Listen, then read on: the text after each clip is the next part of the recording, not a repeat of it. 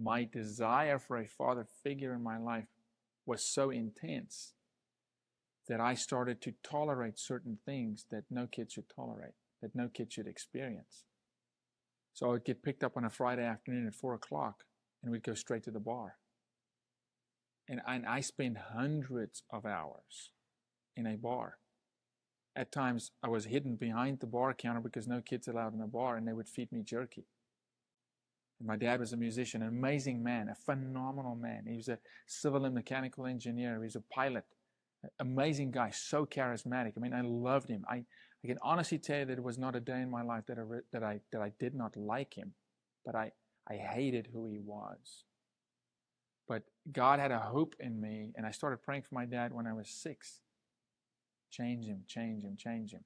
So 25 years later, there is redemption. You know, that's why any husband that watches this, or any dad that watches this, it's never too late. And no matter how much time you have left, it's enough. It's enough to create restoration. It's enough to make amends. It's enough for when you go, your kids to go, I know what a dad looks like. If it was a day or an hour or a year, in my case, 2 years. Last 2 years of my dad's life, he passed away last November. He came to the Lord. I got a phone call one day and he said, I just want you to know I have a problem. 25 years I prayed and he could never say that he had a problem drinking. And he said, I'm standing outside a Christian rehab center. I want to give my life to the Lord, and I need you to know you're not going to be able to reach me for 3 months. And he comes out of there having started a worship band and starts building a relationship with my sister, who they had no relationship, and my brother and myself.